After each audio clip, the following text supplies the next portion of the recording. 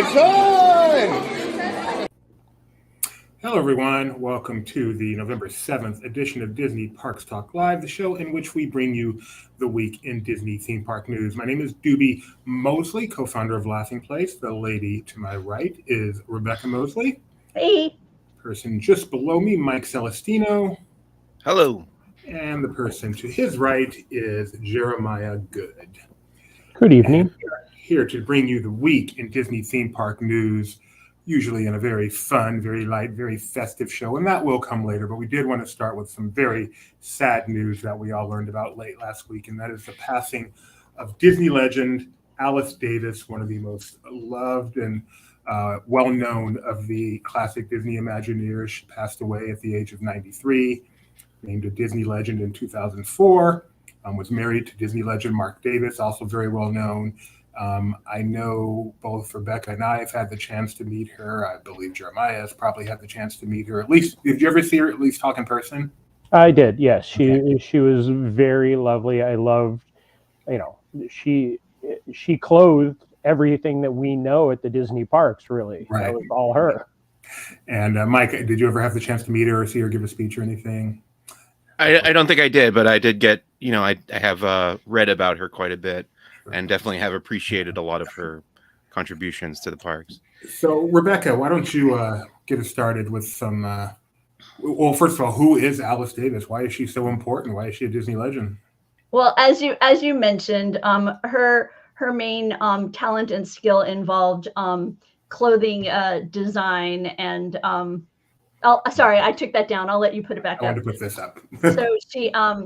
So she was involved with especially the It's a Small World costuming that we've seen, the Pirates of the Caribbean. And if you've never had a chance to hear her stories from the years of Pirates creation and some of the tales behind the scenes, find them. They're out there on YouTube. She used to be a frequent presenter at various Disney fan events, whether official ones or unofficial ones like the NFFC, which is now known as the Disneyana fan club, but very gracious with her time to the fans over the years. Doobie and I actually in the earliest days of Laughing Place, she very lovingly opened her home actually for an interview, and Doobie and I were able to go and visit with her there and hear stories of the earliest days. But honestly, what I came away from the time we got to spend with her there more than anything else was the tremendous romance and beautiful relationship that she and her husband Mark had. Her home was decorated with the created Valentine cards that Mark had given her over the years, and they were all signed things like Mark and your boys, because they had some dogs, and the dogs were represented in these cards. And like I say, the romance, and they were both a very adventurous couple. Their home was decorated with a lot of items from their journeys throughout the world. So for me, honestly, when I saw Up, I'll be honest that my mind went to Mark and Alice, because they were kind of that adventuring couple. And so while it's a very bittersweet, because 93 years is a very full life, and the thought that she's reunited with Mark, I know has been posted out there a lot on Twitter, but no, like I say, really just an enduring romance is kind of what I came away with, just such a kind of a power couple of the Disney realm. So wanted to take a moment and remember her and thank her again for her very gracious time and willingness to share stories of those earliest days. Thanks, Tony. Tony says, hey, I was right to think of the Davises because they inspired Up. So I hadn't known that. Thanks, Tony. Yeah, that news hit me hard. I was actually at a school event and it just kind of popped up on my phone. I had to kind of disappear for a moment, kind of just gather myself a bit. But Doobie, do you have anything that you wanted to? She was always really nice to me, which she didn't have to be, and I always greatly appreciated that. And so, as is the case with so many of the classic, I don't know if that's not a good term, the classic Imagineers, as opposed to the modern Imagineers. Not that they're not nice, but I'm referring to the classic Imagineers. And I did get the chance to meet both her and Mark together at an event long before Laughing Place, which was really cool. And then later on, she remembered me, and she would remember me in future times when I'd see her, as well as obviously the time at her house. I remember her dog being under the bed a lot, under the couch, that sticks in my head. The other thing I love about Alice was extremely nice and extremely tough. And if you can imagine what it would have been like in the 60s working at Walt Disney Imagineering, and in animation prior to that. And she talked about how she quickly grew up there, quickly became one of the boys. You know, you're not a lady in the 60s in a boys club without being a very, very tough lady. And that's, you know, extremely admirable. And that always comes to mind when I think of her. I think of Harriet Burns. Oh my goodness, that's scary. Getting old. Harriet Burns, who is one of the most graceful, delightful, kindest women I've known in my entire life. And yet she stuck in there with those guys, and I'm sure that she had to do what it took to do that. So it's just a quality in people that has changed over the years. You don't have to be quite as tough to live in that environment anymore. And I really admire that quality to be both those things simultaneously. So totally. Sorry, go ahead, Rebecca. No. That's the. I was just going to echo your sentiments. That's all. Jeremiah, Mike, either one of you want to share any quick Alice memories before we move on? I can only remember Alice. The one time I really remember her, and this is, as I've learned through different friends, this is Alice to a T. One of the Haunted Mansion events that was back at Videopolis or Fantasyland Theater, and she sat down on the stage, and X and everybody was out there. And the entire show, she just looked like she was so annoyed at the whole thing. And later on, they found out that, like, they didn't tell her what was going on. It was just like all these things are flying around her, and she's just like and that was the time I believe they put them all down into the ballroom at the Haunted Mansion, and they all just sat down there and waved at people passing. It's a Small World. So she's known as the costumer. Did the costumes for Pirates for It's a Small World. It's a Small World has over 150 costumes from nationalities all over the world. She did every single one. She had to do the research on the nationalities so there could be some authenticity to them. So just imagine that. And then she wasn't just a costumer, not that that's not enough. She also developed the procedures that are used to this day for keeping track of and the refurbishing, the maintenance of the costumes for animatronics. So she is a Disney legend in every way. She also has a window on Main Street next to her husband that she received in 2012. You cannot talk about the greats of Imagineering without mentioning Alice. I mean, one of the things, if you can go find it, just find the story about her making the costumes for Pirates early on, and how she kind of adjusted the budget and decided to make more than the first one, and then you'll understand how great of a brain process she had. They just wanted her to make one, right? So she doubled the budget, and because she knew knowing they were going to need. And I think almost right away there was a leak.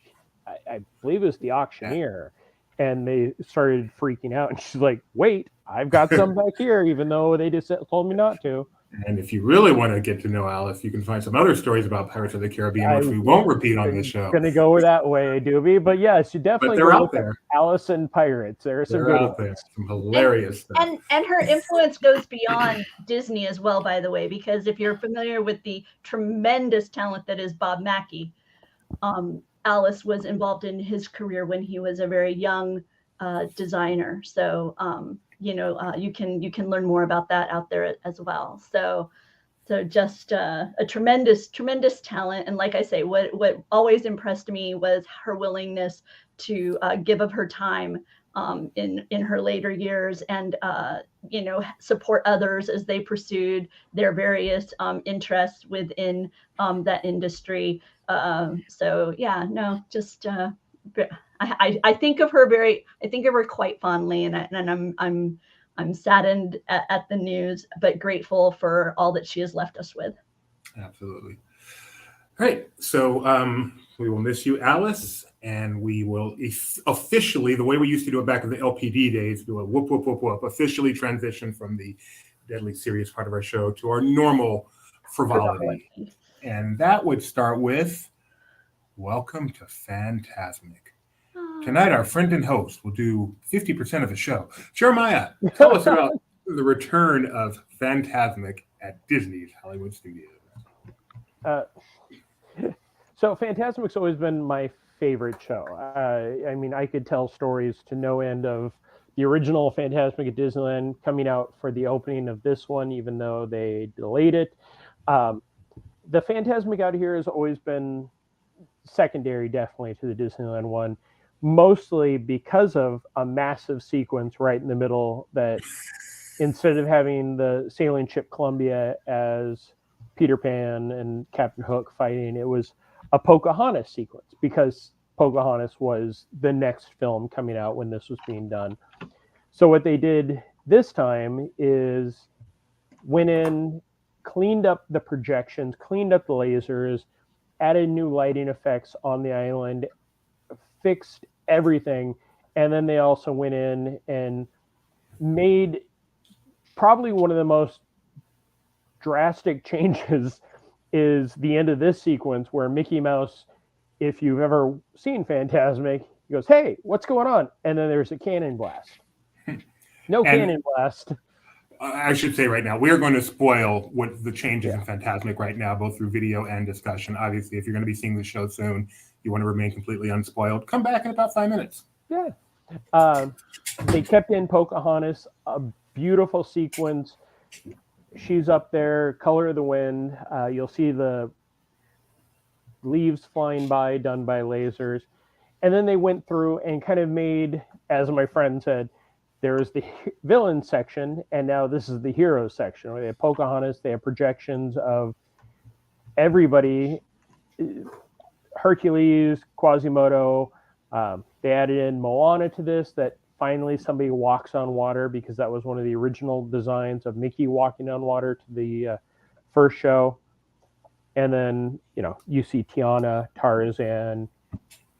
You'll also see Aladdin and Mulan. And the Mulan segment really surprised me because I wasn't quite expecting them to do a whole fight sequence on the island, but it all came out really well. And sadly, this is, if you watch this video and if you pay close attention, you'll notice there's a jump at one point to me being in this seat and me being like all section over.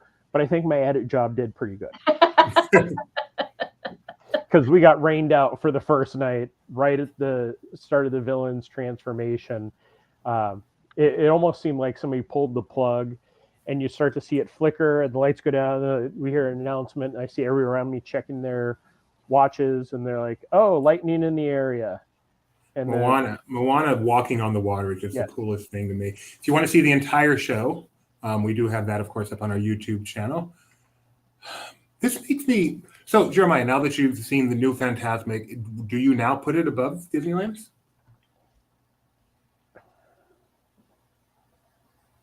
I put it above Disneyland's 2.0. But the original is still the best. Yeah, the original will always be the best. This, just because the pirate sequence and the Aladdin sequence in the new one kind of takes it out a little bit for me. And the new hero sequence in here, yes, they still have the Steamboat Willie boat that looks much more like it was pulled right out of the cartoon. Yes, the bubbles are still there, but it's because it is closer to the original Fantasmic than Fantasmic 2.0 at Disneyland is. Mike, have you ever seen Disneyland Fantasmic? Yeah. Yes. What is your favorite sequence? I always really loved the moment where the lights came up on the Columbia and it was Peter Pan. So that part is gone now. Mm-hmm. Currently, boy, when the dragon is working, the Maleficent dragon, that's pretty cool. And what is the sequence where you're like, I can go get popcorn now? This is boring. It's hard to go and run and get popcorn when there's that many people around New Orleans Square. Excuse me, pardon me, excuse me, pardon me. But is there a sequence that's definitely not your favorite? There's parts where it's just like images projected on those fans of water. That's not as interesting to me as some of the live performance stuff. Then you would not enjoy the bubble sequence. Oh man.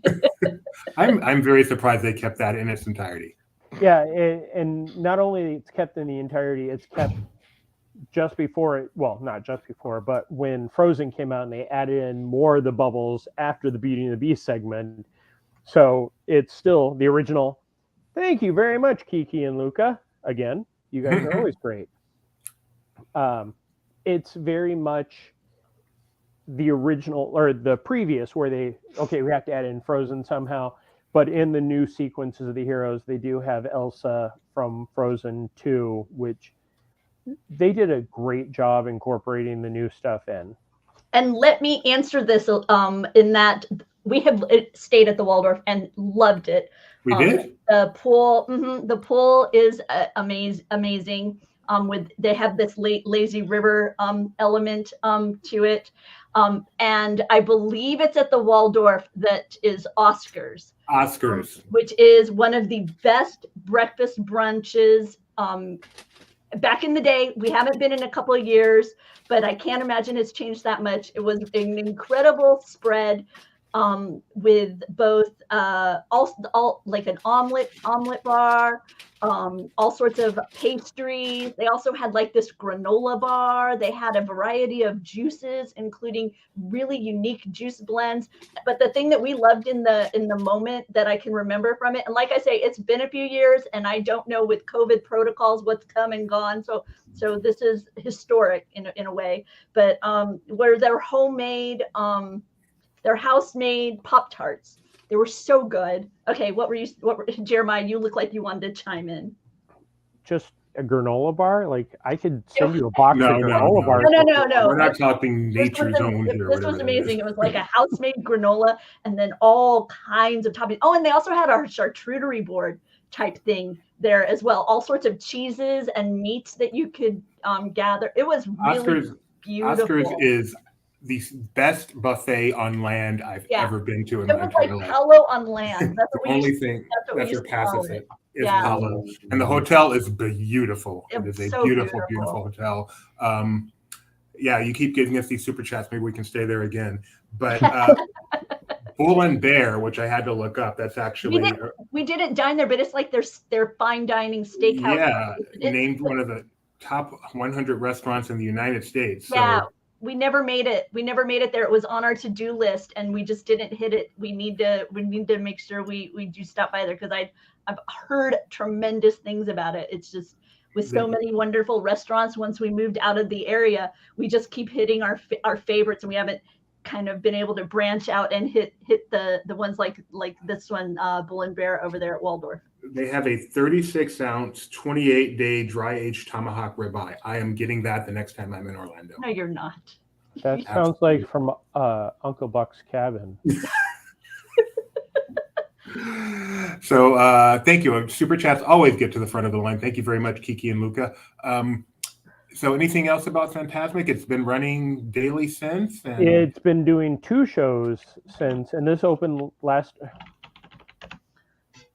I'm staying at the Waldorf Orlando right now. Thank you. Yeah, thank you so much. It is. Take that, barely necessities. It's been showing twice nightly. They've added in a second show. That is probably going to drop down after this week. We are going into a busy week at the resort. And then I believe it's next month or the end of this month, they're returning with the dining packages, which probably means Lightning Lane will return and everything else. So it is worth the time to go see it. Absolutely.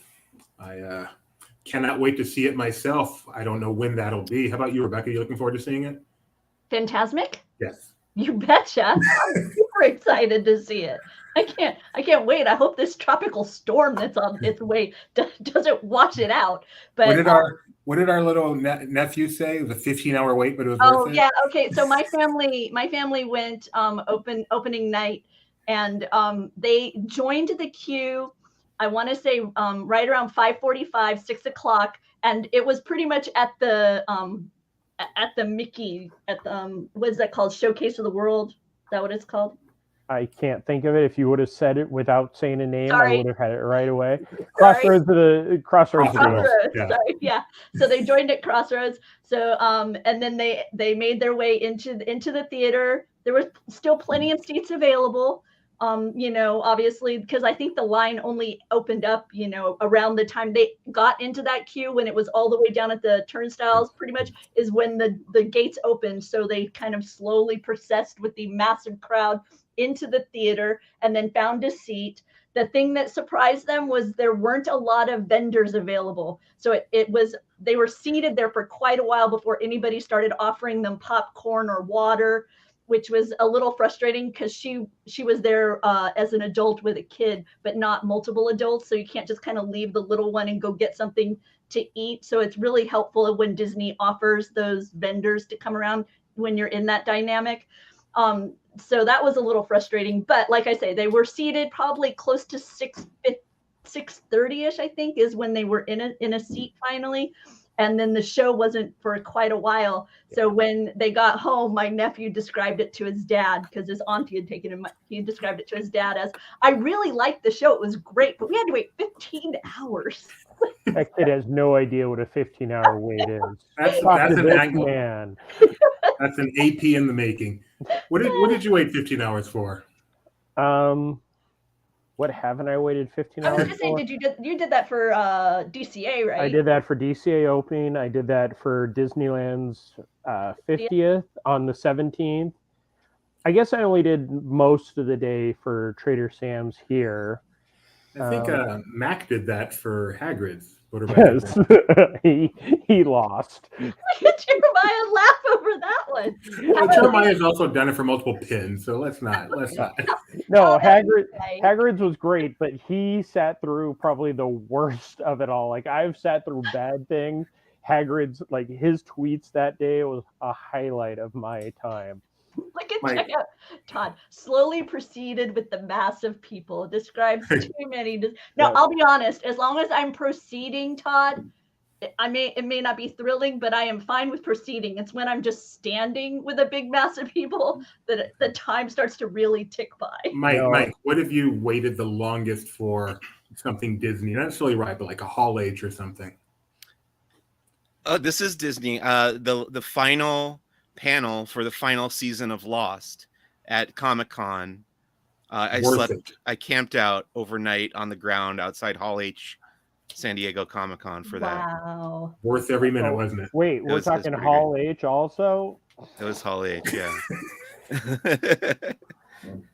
How long did I camp out for Attack of the Clones? We did not spend the night. We came in the morning and then stayed until whatever it was, probably a 10 o'clock show. Our friends stayed the night and we joined them in line. Yeah. So we did it for Attack of the Clones. Mike did it for Lost panel. We are all stupid. We are all very, very stupid. I always wanted to do it. So you did it back when you were younger. I used to regularly wait overnight for UCLA basketball games to sit in the student section in a good seat. I used to regularly wait overnight. But I mean, you're in college, you're hanging with your friends. That's not exactly rough. Yeah.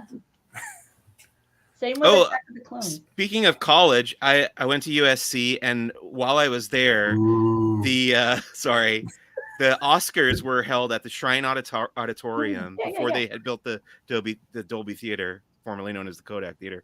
Before that opened up, they were at the Shrine. So it was right across the street from our school. So we would go and camp out and get in the bleachers for the red carpet at the Oscars and like yell at all the celebrities as they were coming in. That was a lot of fun. Which celebrity do you remember yelling at? Well, I was a big South Park fan, still am. Okay. So Trey Parker and Matt Stone were nominated that year for the South Park movie for the Blame Canada song. And we got to interact with them. That was a lot of fun. Wait, did you ask them who they're wearing? Was it? Yes, Blame Canada got nominated for Best Original Song. I thought it was a different one, but they had to do Blame Canada because they couldn't do the other songs. Gio camped out for 3 hours for an NES Mini, but he didn't have to. He worked in the store. There you go. It lost. It was nominated for an Oscar, Blame Canada. Yeah. But can you guess what it lost to? Phil Collins, Tarzan. Yes, you'll be in my heart. Because they made fun of Phil Collins for weeks on the show after that. Hey, Mickey's my spirit animal. Thank you very much. And by the way, I know what you do for a living, so no, we are not. You are. But thank you very much for the kind words. That's funny. All right, so enough with Fantasmic. Let's move on to something that really matters, and that is mobile merchandise ordering. So catch this, people. You can now go to a theme park, order merchandise in an app, and then go to the store and pick it up. And what's better is I hear they're working on a thing where you can actually place the order at home and then have it delivered to your house. Stop. So yes, it's Disney Plus. No, but this is kind of cool because not everything is available online, and sometimes you actually want it while you're in the park. So they are rolling out, or I shouldn't say they're rolling out, they're testing mobile merchandise ordering with certain items can be ordered via an app while you're enjoying your food or in standing in line or anything else you want, and you choose the store, and then they'll let you know when it's ready, and you can go pick it up. Can I answer Todd's question to cut Sure. you off? Sorry. He's asking about Matt and Trey's gowns because I think Trey Parker wore the dress that Jennifer Lopez had worn like the year before or something, and Matt was also dressed in a dress. But yes, that was the year, and this year it was the 25th anniversary of South Park, and they did a tour where they had this trailer go around the country, and they had a whole bunch of artifacts and memorabilia in the trailer. You could walk through and look at it, and they had those two dresses in a case, and I was excited to see them because I was like, oh, this is the second time I've seen these dresses in person. But that's neither here nor there.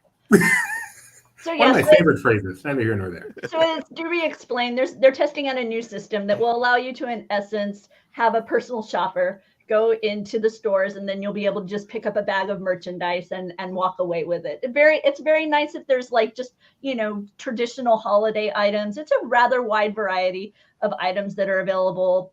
Holiday play sets, the holiday ears, things like this. So like I say, to me, it's kind of like those basic holiday items that you would want to pick up at Emporium. So you don't have to battle the crowd per se. You can, place your order and then just simply pick it up at a later time at the kiosks that they have set up there. You can, find out the process and all the information. But what we noticed was it wasn't pushed out 100%. I went to my Genie app and I didn't have it available. That may have changed by now, but earlier today it wasn't available to me. However, it was available to other people on our team. So it does appear that this is in a bit of a testing situation. It could be that they're trying to measure demand or slowly ramp up as demand increases, that kind of thing. But so if you are someone who would want to take advantage of it, be sure to look at your Disneyland app in regards to that offering. And thanks to Disneyland app is it? Mike will check this out on his next trip. By the way, another element that's coming to the app, I don't know if this was on our list, is ECVs. Are we mentioning that? Yeah, go ahead and mention that.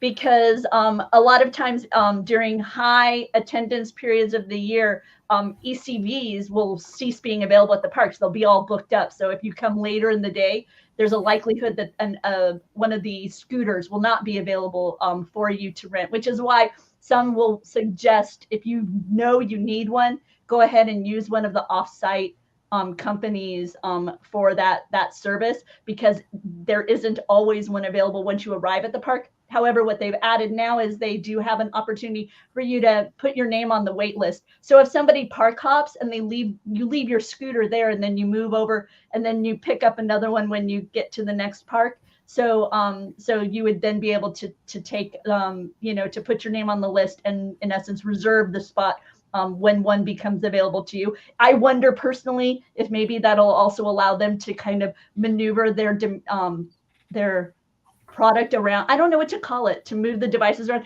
I mean, my thought is if you have 500 sitting in the room not being used at one park and you see your 200 behind in the other park, that maybe it'll allow them to meet their demand better, but I don't know. I don't think that's going to be on the app. Okay. I think what I saw today, this is a sign that I saw today. It was just because this is also a start of a busy week. And so I think they'll be rolling that out. Oh yeah, I'm sorry. Yeah, it wasn't an app. It was the QR code on a sandwich board in front of the location. Yeah, so that which you can will only virtually be available, Yeah, I'm guessing, sorry. at Yeah. that. Yeah, because that was, as I can tell you, today the park was extremely busy with quite a lot of. Can we blur that out if we are going to put that up? I gotcha. It's okay. But yeah, it's a QR for you to be put on the wait list when you're in the park and in need of a scooter when they aren't available. That's what, and so it's a way of that. And like Jeremiah says, it's not intended to be a pre-order or that type of thing. It's going to be in the park. Oh, we're out. I'm putting my name on the wait list, but you can do it virtually now. And Todd is pointing out that he's had positive experience with non-Disney scooters. I actually used to rent one initially, and then my visits were frequent enough. I purchased one that I've now had for over 20 years now, and she's held up well. And I want to say that the Disney parks and their QR code today, when I went in, there were signs for the Mr. Toad buckets with QR codes. Of course, none of them worked because they were sold out of them. So by the time I got to one where I hopefully could take a picture, they had pulled them all. Okay. We just got a message from someone on our team. So just to clarify, because it wasn't clear to me, the wait list is not a new thing. There have always been wait lists. Oh, just thank the you. digital aspect is what's new. Yes. I have been on I think I've either been on a wait list before or been with people on a wait list before. So the wait. I was not aware of that. The wait list has been an experience previously, but yeah, this is a way to handle it in a digital fashion. Yeah. Mike, have you ever been on a wait list of any sort before? I have experienced that. Yes. Okay, just checking.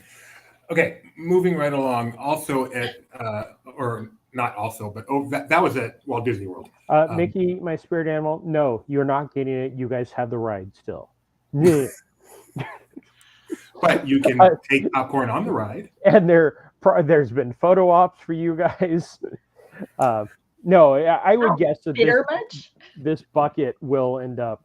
I know today when I walked in, I wasn't expecting to actually see anything about the Mr. Toad bucket because it became available on the 1st. So I'm guessing that they are either they had that initial rush where people like Tony had to have it the first day.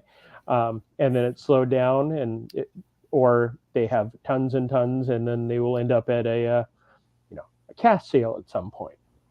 All right, next up, this is the Disneyland Resort. Let's watch together.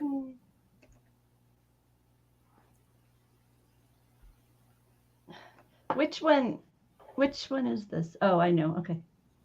Do you want to build a snowman? So you can once again meet Anna and Elsa at the animation building, the very building where Tony Betty got engaged at the Disneyland Resort. Mike Celestino, one, have you done this yet? Not this round, but I was there when it opened at a previous gig that I had. The first time the Frozen meet and greet was in that building. Very cool. And two, Mike, Anna or Elsa? Popcorn or churro? Anna or Elsa? What's the criterion that we're going by here? We don't do criterion popcorn or churro. You just okay. I'll say Anna. Okay, that is the right choice. So good job. Okay. Yeah, I'll be at Disneyland on Friday. There's a media event for the holiday season. I'll probably be there from the crack of dawn through the nighttime. So there'll be all sorts of stuff. The Black Panther stuff's coming to the parks. You gonna ride Small World Holiday? I gotta ride Small World Holiday. Get video of that. Yes. Video of that. Cool. I'm looking forward to Small World Holiday on my next one. Yay! So much better than the other Small World. Someone in my home was pleased with the shout out. What got shouted out?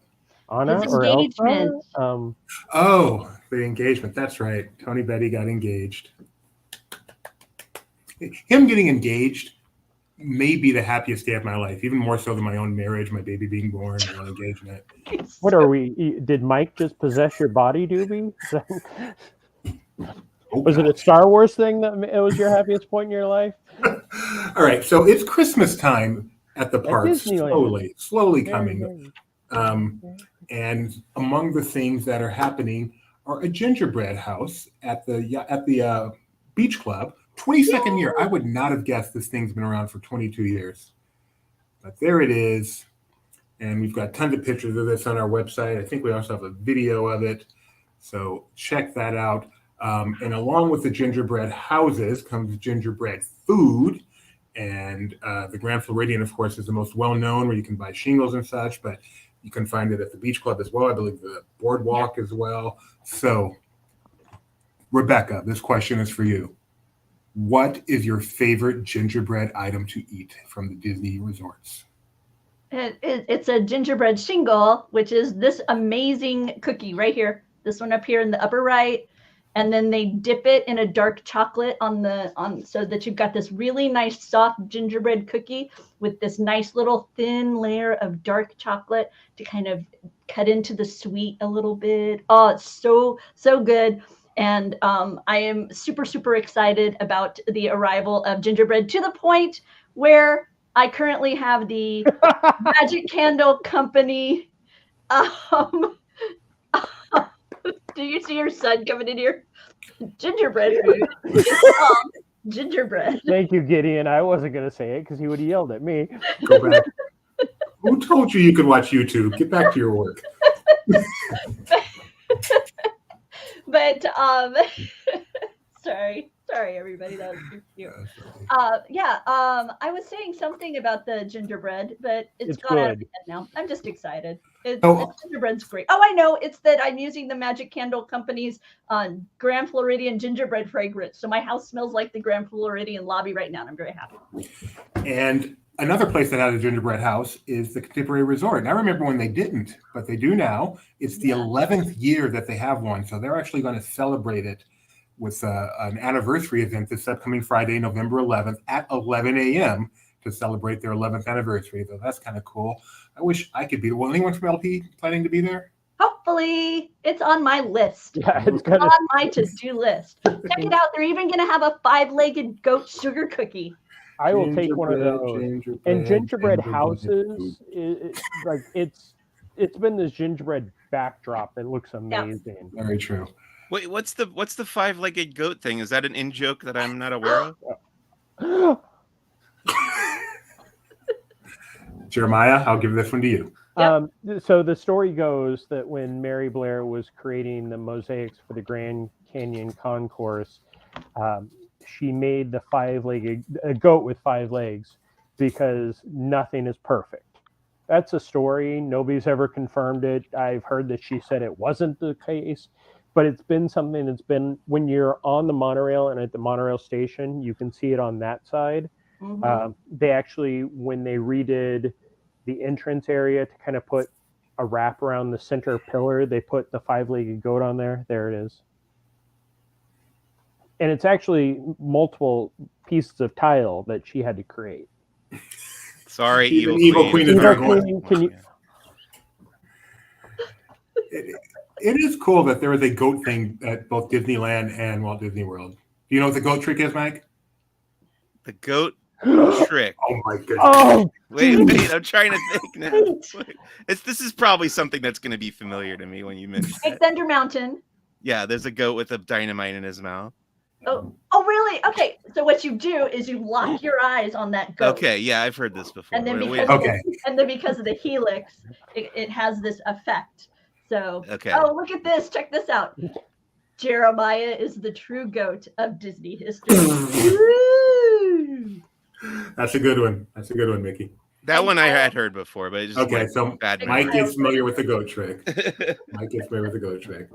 Mike has retained his job. So apparently we will not do Stump the Mike on anything but Star Wars, which he does know better than anyone I know. So that's good enough. All right. And don't forget, they have a. Oh wait, I clicked on yours and not mine. There we go. They have a gingerbread Capitol building coming to the World. I love that they do that kind of thing. It was not gingerbread everywhere, and a gingerbread giraffe over at the Animal Kingdom Lodge. Like, gingerbread I didn't see that article. So is it going to be in the World Showplace? Oh, let me see.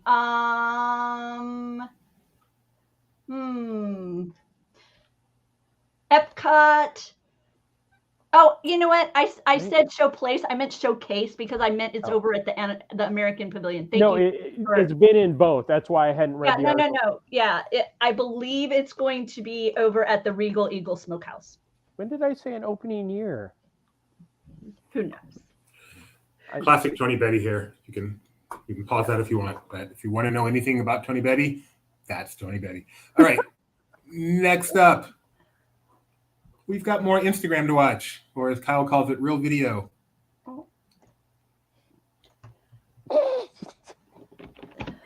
That's my reaction whenever anyone waits in line for a popcorn bucket. Why? This is actually a pretty cute popcorn bucket, though. Okay, tell us about it, Jeremiah. It is it's a music box, and it actually spins. And the weirdest thing about it, you can put popcorn in it. Most popcorn buckets do not hold popcorn, but this one is. No, stop. They hold popcorn. Yeah, but you don't put popcorn in them. This one you really can. Yeah. Yeah, because it's actually a bucket. But it's musical. Yeah, if you watch, you can see. Hey, you. Guess what kind of music this music box plays? Holiday music? No. Pop music. I need to find out who made that video. It plays pop music. Can we go back to the not seeing the full videos, Doobie? This is why we play them on mute. All right, the popcorn bucket comes November 11th as the holidays kick off. Both Disneyland and Walt Disney World. No mention of mobile ordering this time. Apparently, they are available at select popcorn stands. So get in. Although my bold prediction, there will not be long lineups for the musical popcorn bucket. Oh, there will be. Okay. There so will be. There will be. There will be. Mike, what did you think of the last episode of Andor? I liked it more than the previous one. Yeah. Is it too slow for you, the show? Not in general, but I will say the prison stuff has tested my patience. What you mean? Like it is fighting against Lord of the Rings for the most walking. Does it kind of make you feel like you're imprisoned yourself? Like maybe yes, I wrote that in my review. And I said that in my review. And that's probably where I heard it. And that actually, that's definitely where I heard it. All right, just that one day. I'm a huge fan of Andor. It's my favorite Andor. It's my favorite Disney Plus series. I don't know why you haven't had me to be a guest on there since I love it so much, but I'm not offended. I like Andor also. Yub. Let's see. Strange World is coming to Walt Disney World, Disney Cruise Line, and Disneyland Paris as a sneak peek, as they've done in the past for many movies. It is here. I'm sorry, it's here. It came on last Friday for Walt Disney World. Coming soon to Paris and the cruise line. No mention of Disneyland Resort, which is really interesting, even though they have in the past had a location for showing previews. So that is interesting. But that is the case. The next attraction is here, if you want to call it that. Enchantment at the top. Enchantment at the Top. That's what it's called. It's a new dessert buffet that is coming to, what did I just do? No idea. That is coming to the Bay Lake. What do they call that up there now, Jeremiah? Top of the World Lounge of Villain's Lair. Yeah. But so now it's probably the Top of the World Lounge Enchantment viewing.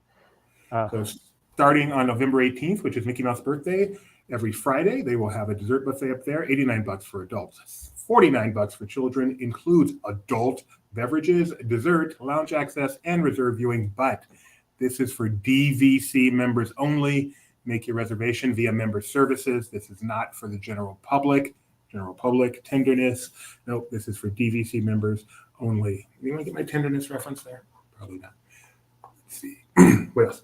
Marvel Day at Sea is coming back. It is coming 2023, January through March on sailings out of Miami, which would mean on the Disney Dream.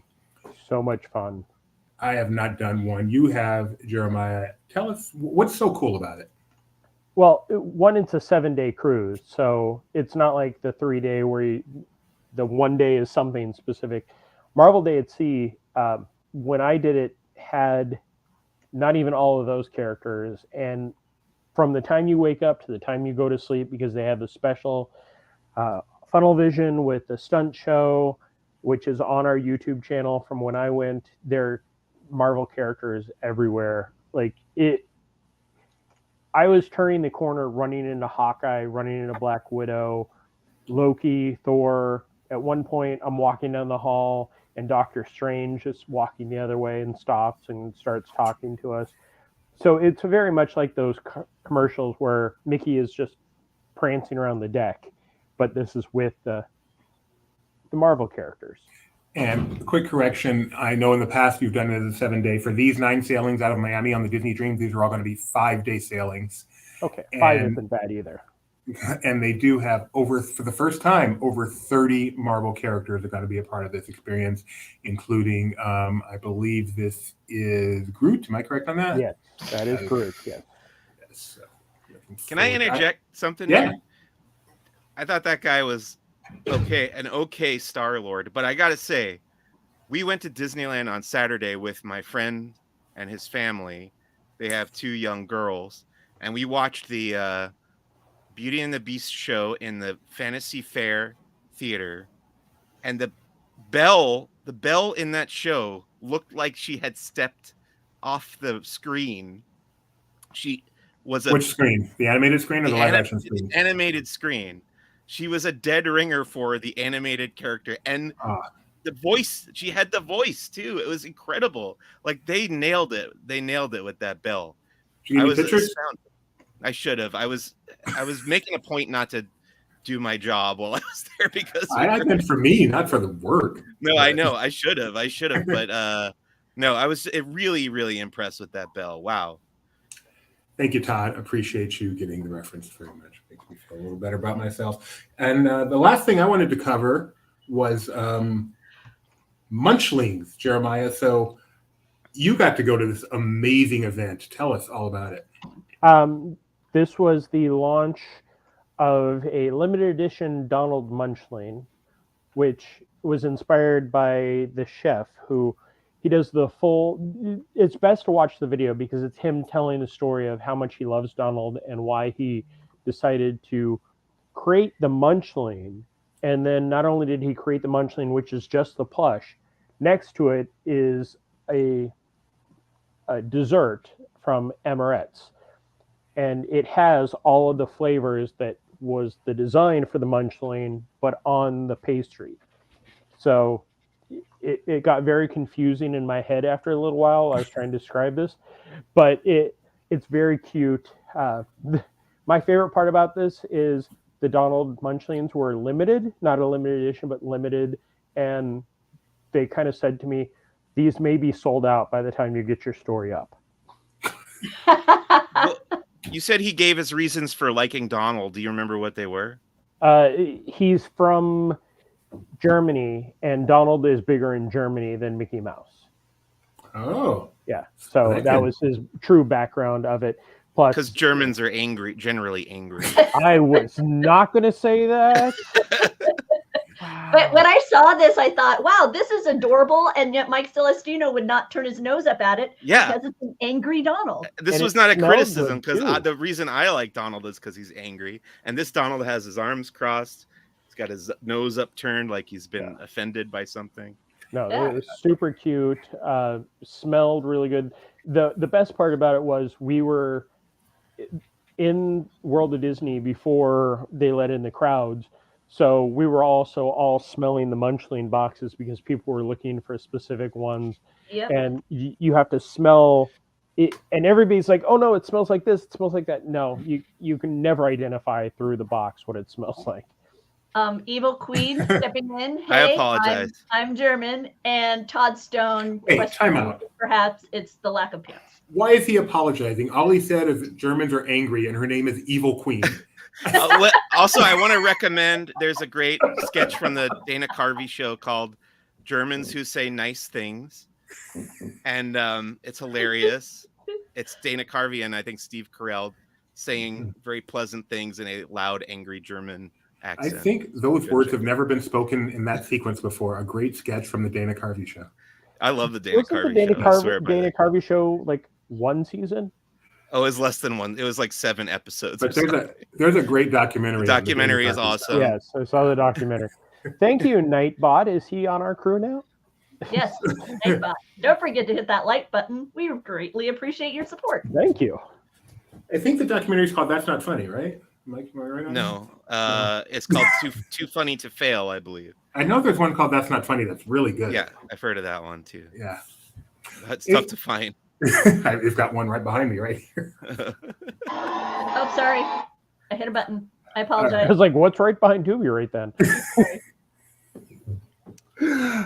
Mike, you haven't really had anything you want. Often you do stuff during the week you want to make mention, like, see real bells come to life. Anything else? Well, just to expand on what I was saying, we brought our friend's family to Disneyland over the weekend, and it was a unusual trip for us because we did mostly like kid friendly stuff, kid targeted stuff instead of a lot of the e-ticket attractions. So it was we got to see the other side of Disneyland and stuff that I don't ordinarily go out of my way to do. So it was a good way to experience it through a younger person's eyes as a childless.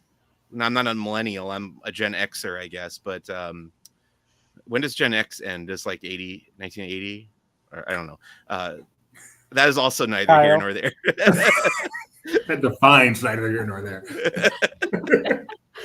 But what did you?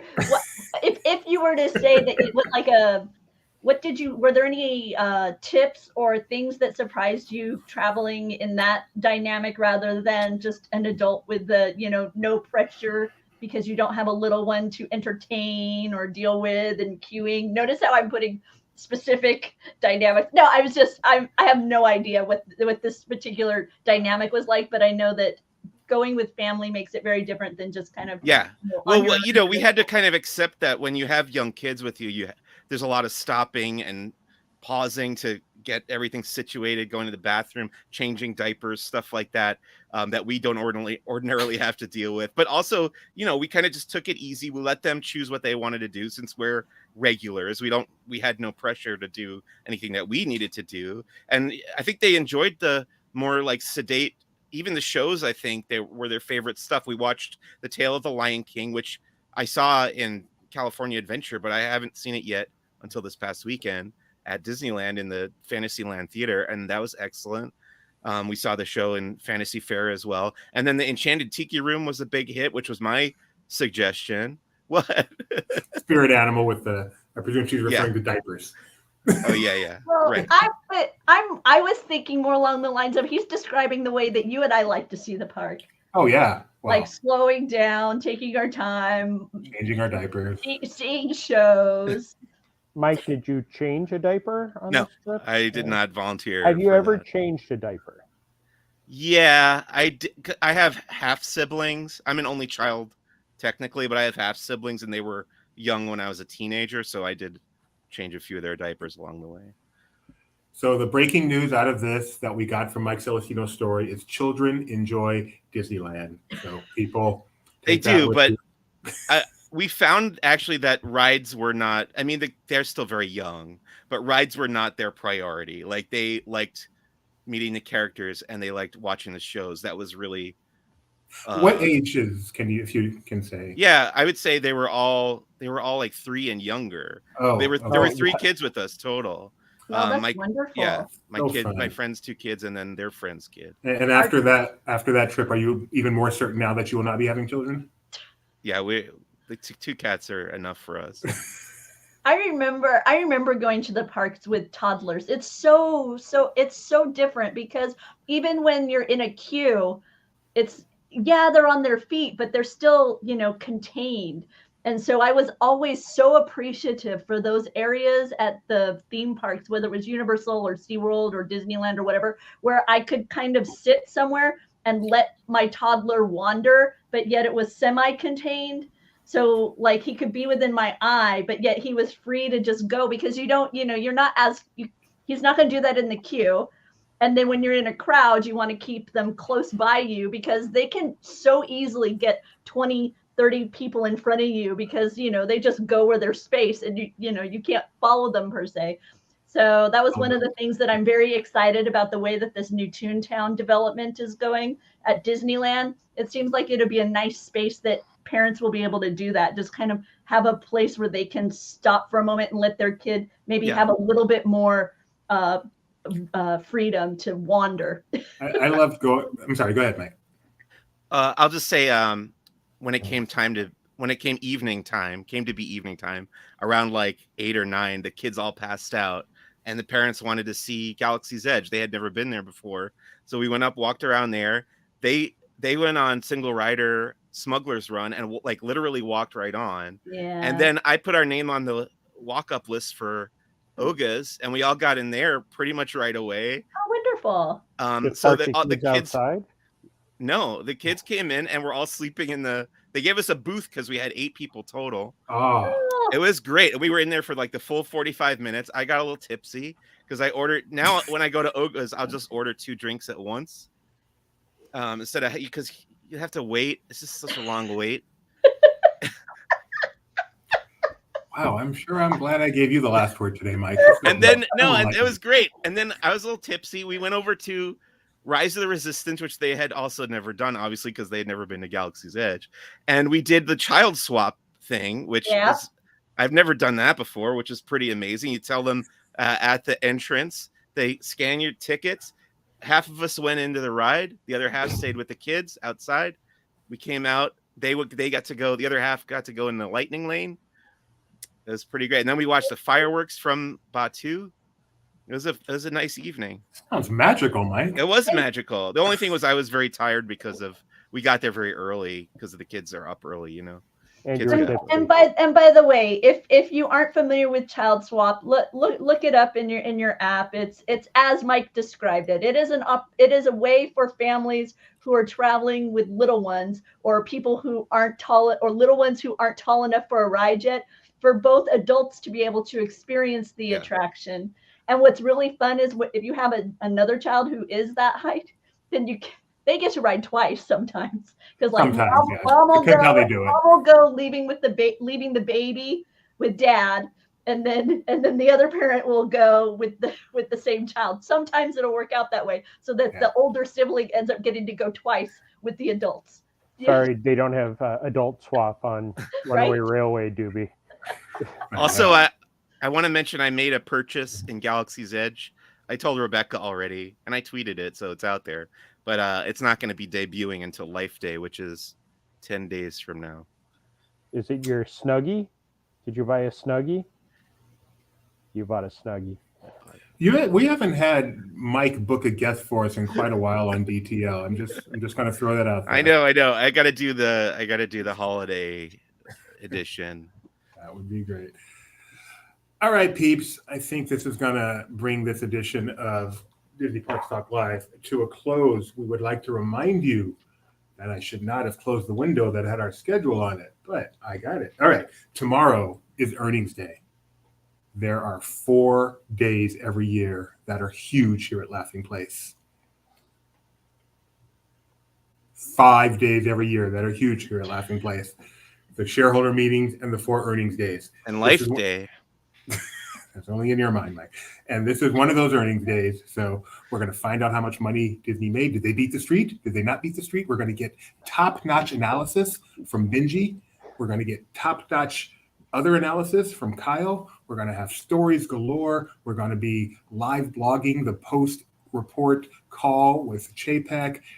Always a fun day here at Laughing Place. Tune in early on earnings day on Laughing Place. Tune in all day on Laughing Place TV, laughingplace.com/TV. Yes, Jeremiah. Doobie, what is it you say about earnings and the shareholder day about Laughing Place? How, we may not be the best at other things, but it's the only thing Laughing Place is the best at. We may not be the best at covering Disneyland, Disney World, Disney films, Disney merchandise, or any of the other stuff you care about. But when it comes to Disney earnings and the financial side of this company, we are second to none other than the Wall Street Journal. Actually, we're better than them. In all seriousness, we cover the financial, the corporate aspect of Disney better than anyone in the world. I will put my team, which consists mostly of Benji and Rebecca and Kyle, up against anybody in the world in terms of covering the Walt Disney Company as a corporate entity. So if you skip us on other days, you will want to tune in tomorrow for for earnings day and get some incredible analysis of what's going on with that aspect of the Disney company, which then filters down and affects every other aspect of the Disney company. All right, so that's tomorrow, and then tomorrow night we will ignore all of that and have Disney Trivia Live, which has nothing to do with anything serious. And let's see what else we got. Wednesday at 1 p.m. Pacific is Marvel time. Barely Necessities has been delayed this week. I don't see it on the schedule, so I don't know delayed until when. And other stuff. So just stay tuned to Laughing Place. Stay tuned on LPTV, laughingplace.com/TV. Ring the bell, subscribe, be our friend. Thank you, Kiki and Luca. And thank you, Kiki and Luca. Yes, I don't wonder which one gave us the big one and which one gave us the small one. I don't know how that works. All right. Thank you, Mickey. Thanks for joining us. It is top notch. I agree. That I may have been a little harsh there. I think we do cover Disney merchandise better than anybody. Now that I think about it, Becca does an amazing job, and Barely Necessities is a great show. So I take that back. Disney corporate and merchandise, we cover better than anyone.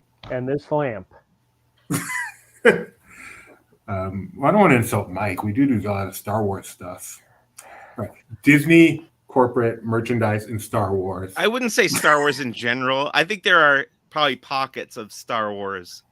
Okay. Is there anyone else out there reviewing every issue of every Star Wars comic book that comes out? Okay. Star Wars probably is on that somebody, list. But yeah. Mac, if you're watching, I don't think you're watching, so I'm not going to kiss up to you. All right. I think we're good. Bye, Grogu.